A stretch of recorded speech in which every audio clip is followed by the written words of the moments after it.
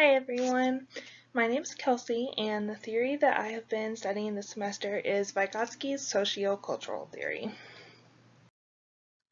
So a little introduction to this theory.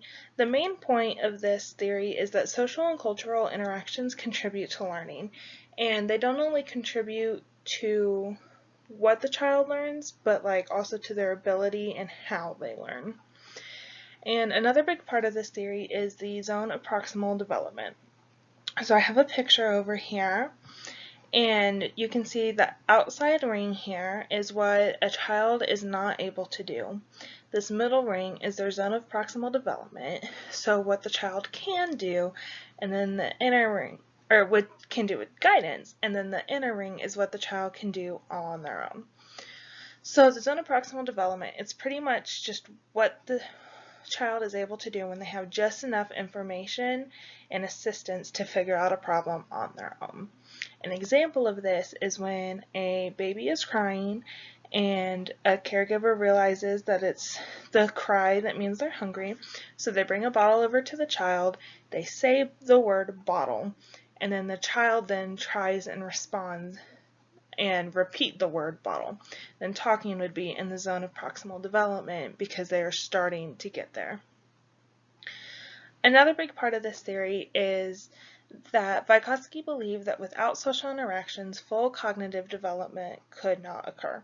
So he found social interactions to be very important. And some challenges when implementing this theory are just if a classroom is not very diverse, then children don't always get that experience. And also if a child is homeschooled or they don't get to go to preschool, or their parents just don't send them to preschool, then they don't have all of those opportunities to interact with children of different cultures and backgrounds than them. Some strengths of this theory are that it encourages social interactions. Like I said earlier, social interactions are very important to him, and he believes that that helps a lot, and it can help with the growth and development of children. Another strength is that it allows children to become more culturally competent, even at a young age. They're learning that being different is okay, and that everyone is unique in their own way, but on the inside, we're all the same. And it also helps improve problem-solving skills. So by making the child work a little bit for it and not doing things for them, then they are learning how to solve problems and work through things on their own, and they're also learning how to do things without needing their parents or caregivers help. Some weaknesses of the theory is that play is not directly mentioned, and I'll talk a little bit more about that later. It's difficult to measure because it's all about interactions and not necessarily growth. And there's also little description of development. So it mentions cognitive development and how social interactions can help form cognitive development, but it doesn't really go past that when mentioning it. So some ways that play is supported in this theory, like I said earlier, it's not directly supported, but they still go together because any interaction can be play. So when a child is playing with someone, they are learning new things, even if they're not talking about their culture or their background, they're still picking up on different cues and doing that. And children learn through socialization. And since that's a big part of this theory, they're learning and playing. And every child's different, so when two children are playing together, then they're learning more than we think they really are. And they can also learn about these differences and learn about cultures through books and toys.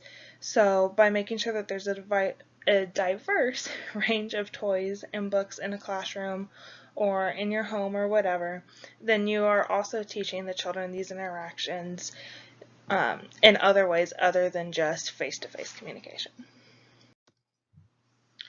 So in the classroom observation, I did get to notice that they did have a diverse range of books and toys. They had toys that covered different abilities. They were different races and ethnicities, and the books were the same, and they had books that were talking about how everyone is the same, even though you might look differently, and the teacher said that they were required to have books on families of different makeups of families.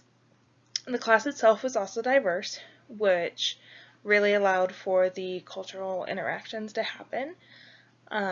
Because we had children, even though they were all from the same socioeconomic status, since it was a Head Start, we also had different family makeups within the room. We had children of different ethnicities and races, so they really got that chance to explore different cultures there. And the teachers were also helping the students work through problems. They would let a child struggle a little bit before stepping in, and they also made sure that the child asked for help before stepping in and doing something for them. That way the child was learning how to work through things on their own. So what I've learned through this theory is just how important social interactions were. I already knew that they were important, but learning more about this just really drilled it into me of why it's so important. And I started to think about playgroups, and in my job working with kids in hospitals, playgroups are something that we can try to do to get the patients to come together and work through things together, and just to have a chance to see that they're not the only ones there, they're not the only ones going through that. And it also made me think about what would be in the playroom and what activities I could offer, and how I need to be thinking about having different options, just like in a classroom, making sure that I'm representing different cultures and backgrounds, and making sure that everyone who enters the hospital is feeling included, but also that children are getting a chance to learn about other cultures. And it also made me think about working with families of different backgrounds. Sometimes it's kind of scary to go into a room where a family doesn't speak English or speaks very little English, or when they're from a different culture than you, like if they're Amish. So it's just something that I can keep this in mind when I start to feel a little weary about going into a room. I can remember that it is important not only for me to go in and widen my knowledge of different cultures, but it's also important for those children to get to see other cultures as well.